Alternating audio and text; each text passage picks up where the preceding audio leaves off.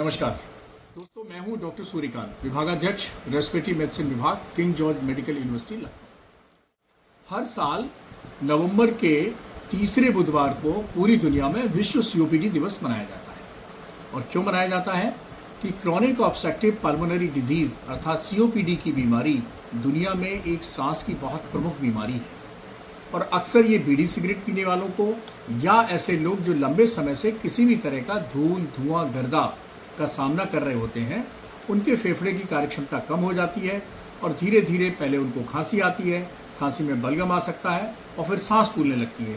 पहले सिर्फ व्यायाम करने पर या तेज चलने पर या कोई काम करने पर सांस फूलती है और धीरे धीरे ये बीमारी प्रोग्रेस करके इतनी बढ़ जाती है कि बैठे बैठे भी सांस फूलने लगती है। इसको हम कहते हैं क्रॉनिक ऑब्स्ट्रक्टिव पल्मोनरी डिजीज अर्थात सीओपीडी। और इस साल यानी 20 नवंबर के तीसरे बुधवार को यानी 20 नवंबर 2024 को हम मना रहे हैं विश्व सीओपीडी दिवस।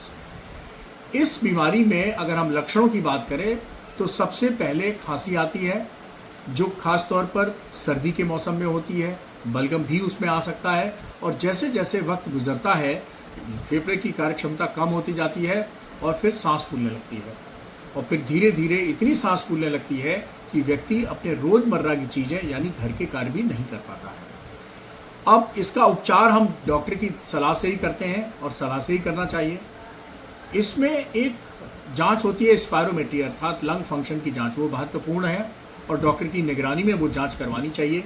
और आपको जानना चाहिए कि सीओपीडी ने आपकी फेफड़े की कार्यक्षमता को कितना कम कर दिया है और उसके हिसाब से इन्हेलर चिकित्सा दी जाती है, जो कि सर्वश्रेष्ठ चिकित्सा है।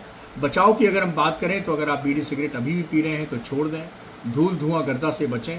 आप कोई ऐसा काम कर रहे हैं जिसमें धुआं है, गर्दा है, तो उसको भी बदल दें। इसके अतिरिक्त आप अपने खान पान में विशेष ध्यान रखें।